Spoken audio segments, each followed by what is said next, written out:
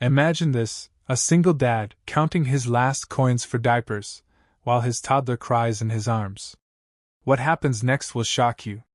The fluorescent lights of the grocery store hummed overhead, casting harsh shadows on faces that looked tired, worried, hurried.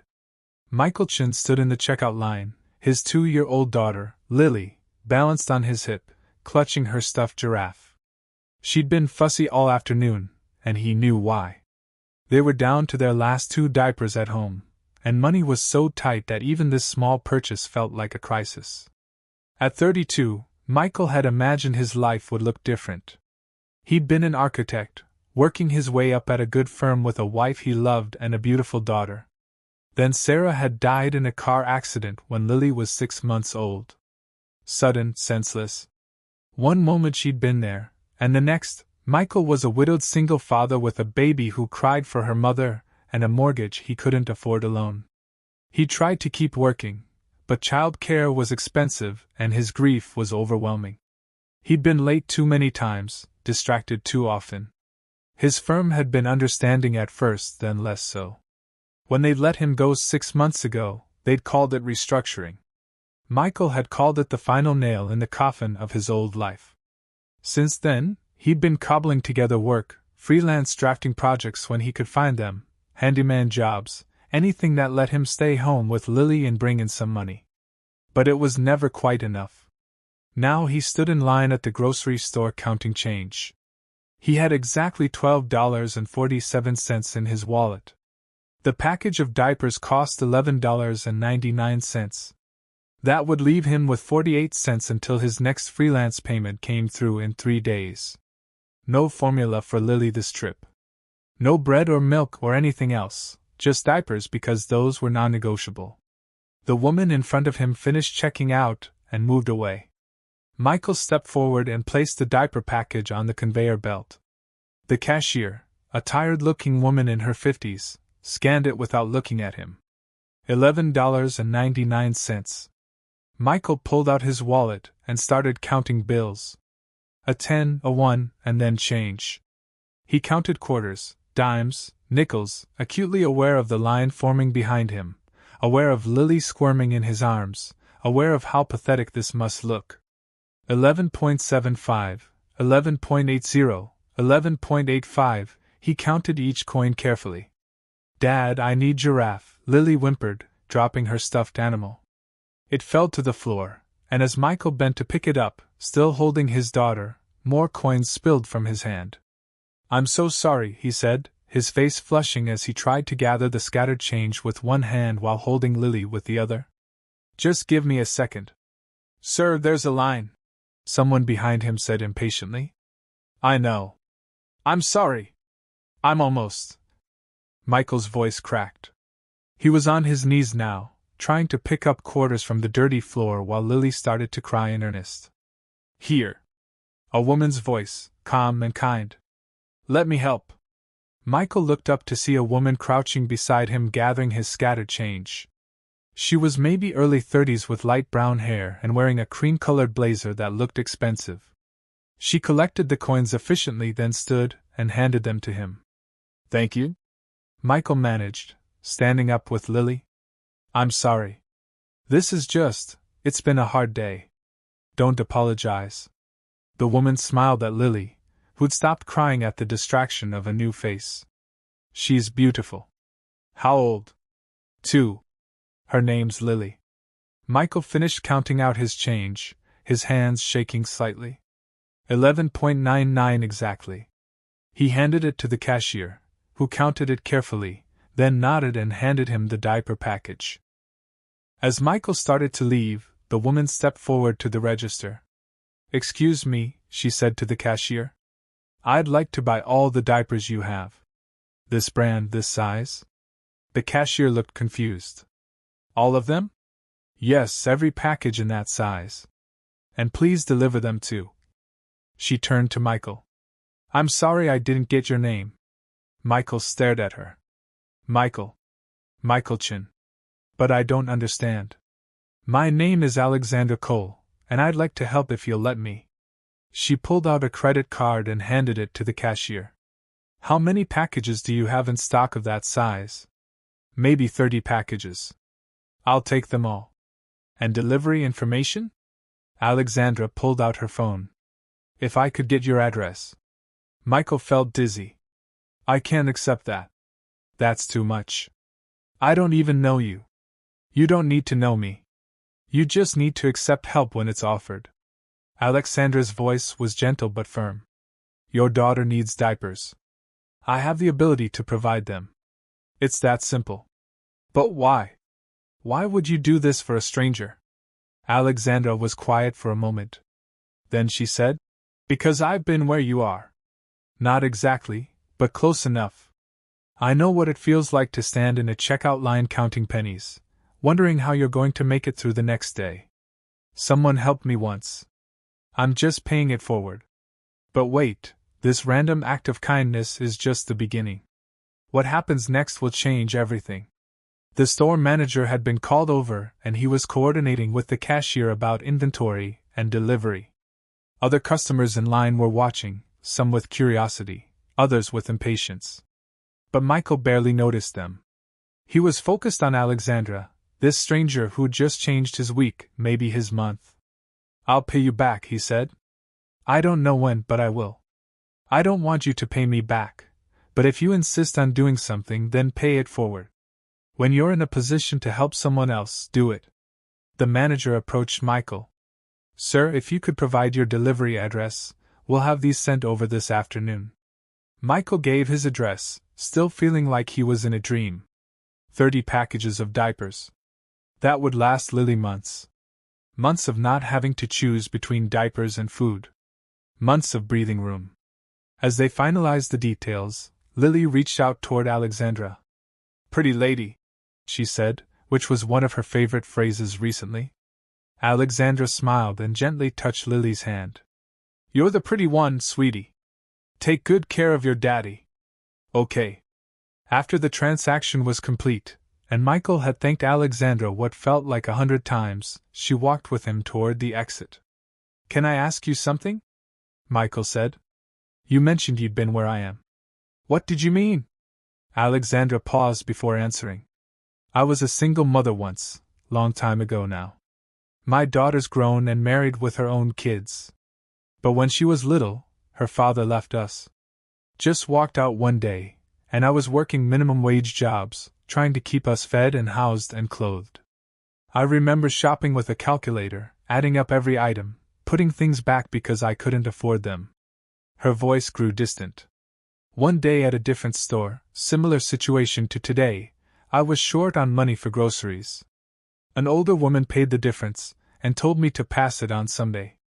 I never forgot that. What happened? How did you get from there to? Michael gestured vaguely at her expensive clothes, the platinum credit card that had just bought hundreds of dollars worth of diapers without a blink. I worked hard. I went to night school. I built a business from nothing and I got lucky a few times. Right place, right time, right opportunities. Now I run a consulting firm that helps small businesses grow. Alexandra pulled out a business card. That's my company, but this is my personal cell number. I'm writing it on the back. Call me if you need anything else. Anything at all. I can't keep taking from you. You're not taking.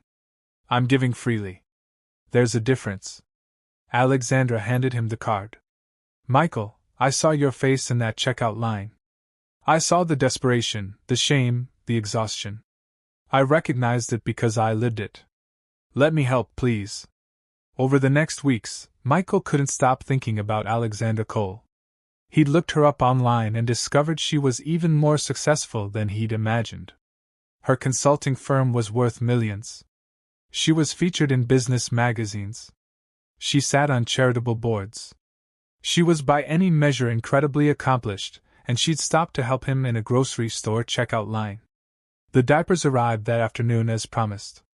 Michael stood in his small apartment surrounded by boxes of diapers and cried. For the first time in months, he didn't have to worry about this one thing. For the first time since Sarah died, someone had seen him struggling and helped without judgment. A week later, he worked up the courage to call the number on Alexandra's card. Hello, Miss Cole.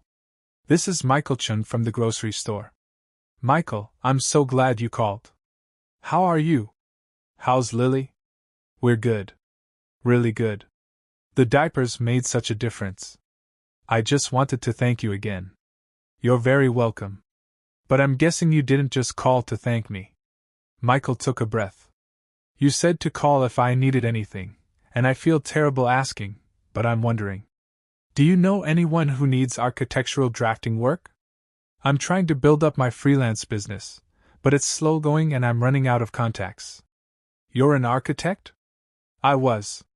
I worked at Morrison & Associates until about 6 months ago. Now I'm freelancing while I figure out my next steps. Send me your portfolio. Email it to me today. I know several companies that need architectural services. Michael did, expecting maybe a recommendation or a contact name. Instead, Alexandra called him 2 days later with an offer. I have a friend who runs a residential development company. He needs someone to do drafting and design work for a new project. 30 houses, flexible hours, can be done remotely. He's willing to pay $5,000 per house. That's $150,000 for the full project. Michael nearly dropped his phone. It's market rate. You're qualified. Your portfolio is excellent. This isn't charity, Michael. This is business. I don't know what to say. Say you'll take the job and do good work. That's all. Michael took the job. The work was challenging but fulfilling. The kind of design he'd always loved. And for the first time in over a year, he wasn't constantly stressed about money. He could buy groceries without calculating every penny. He could replace Lily's worn-out shoes. He could breathe. 3 months into the project, Alexandra invited him and Lily to lunch. They met at a small cafe, and Lily was immediately fascinated by Alexandra, chattering about her giraffe and her new shoes and everything else in her toddler universe. She's delightful, Alexandra said, smiling. You're doing an amazing job with her, Michael. I'm trying. Some days are better than others. That's parenting in a nutshell. Alexandra paused. Can I ask you something personal? What happened to Lily's mother? Michael felt the familiar ache in his chest. Car accident. When Lily was 6 months old, drunk driver ran a red light. Sarah died instantly. I'm so sorry. Me too. Every single day. Michael watched Lily color on her kids' menu. The worst part is that Lily won't remember her. She's too young. So, I try to tell her stories about Sarah, show her pictures, keep her mother alive somehow. But it's hard. You're doing everything right. Trust me. My daughter doesn't remember much about her father either, and she turned out just fine. Better than fine. Alexandra's voice grew softer. The fact that you're trying so hard, that you care so much, that matters more than you know. They talked for 2 hours about parenting and loss and recovery, about building a life after tragedy, about the challenge of balancing work and single parenthood. And Michael realized he was enjoying himself for the first time in longer than he could remember. As they prepared to leave, Alexandra said, I'd like to see you again if you're interested. Not as a charity case or someone I'm helping. As friends. Or maybe, she hesitated. Maybe more than friends eventually, if that's something you'd consider. Michael looked at her. This woman who'd been so kind, so generous, so understanding. I'd like that very much, but I need to go slow. It's been less than 2 years since Sarah died, and I'm still healing. Slow is perfect. I've learned that the best things take time. They did go slow. Coffee dates while Lily napped at Alexandra's house with a babysitter. Dinners after Lily was asleep arranged carefully around their schedules. Walks in the park with Lily between them, holding both their hands. Alexandra never pushed, never demanded more than Michael could give. She understood that grief didn't follow a timeline, that healing happened in fits and starts. And slowly, carefully, Michael found himself falling in love again. Not the same way he'd loved Sarah, that would always be unique and precious and untouchable, but a new kind of love built on mutual respect and genuine affection and shared understanding of what it meant to survive hard things. A year after that day in the grocery store checkout line, Michael asked Alexandra to marry him. They were in that same store, in that same aisle, though this time they weren't buying diapers. Lily was 3 now, potty trained and proud of it. "I want to ask you something," Michael said, kneeling down in the middle of the diaper aisle while confused shoppers navigated around him. "Alexandra Cole, will you marry me?" Alexandra started laughing and crying at the same time. "You're proposing in a grocery store?" "I'm proposing in the place where you saved my life." Seemed appropriate. Michael pulled out a ring. Nothing as fancy as Alexandra could probably afford herself, but something he'd saved for and chosen carefully. "You saw me at my lowest point, and you didn't look away. You helped me. You believed in me. You loved me. I want to spend the rest of my life doing the same for you." "Yes, of course." "Yes." They married 6 months later. Lily was the flower girl, taking her job very seriously. Alexandra's grown daughter was the maid of honor, and when they exchanged vows, both of them acknowledged that sometimes the worst moments lead to the best outcomes. "I was counting pennies in a checkout line," Michael said during his vows. "Broken and desperate and certain I'd never be happy again. And you appeared like an angel and reminded me that good people still exist, that kindness still matters, that tomorrow could be better than today." "I was successful, but lonely," Alexandra said during hers. "Accomplished but missing something I couldn't name. And then I saw you struggling and recognized my younger self. Helping you reminded me why I'd worked so hard to succeed. Not for the money or the status, but for the ability to make a difference. To help people who need it. You gave my success meaning." Years later, when they told the story of how they met, they'd always come back to that grocery store checkout line, to the moment when Michael had been at his lowest counting pennies for diapers and Alexandra had stepped up to help. "I was counting change," Michael would say. "And I was counting my blessings," Alexandra would add, "because I'd reached a point in my life where I could help, where I could be the person I needed when I was struggling." They'd established a foundation together, one that helped single parents with emergency needs. Rent assistance, groceries, childcare, medical bills, all the things that could break someone who was already barely hanging on. "Everyone needs help sometimes," Alexandra would tell the people they assisted. "There's no shame in that. The only shame is in looking away when someone needs you." Michael had been counting his last dollar in a grocery store, desperate and exhausted, when a stranger had said, "I'll take them all." Those 4 words had changed everything. Not just providing diapers, but providing hope, providing the reminder that he wasn't alone, that someone saw him and cared. Sometimes salvation comes in unexpected forms. Sometimes it wears an expensive blazer and shops at the same grocery store. Sometimes it says yes when everyone else has said no. Michael had been broke, desperate, and out of options. Alexandra had been successful, generous, and looking for meaning. And in a grocery store checkout line, they'd found each other. He'd been counting his last dollar. She'd made sure it wasn't his last chance. And that made all the difference.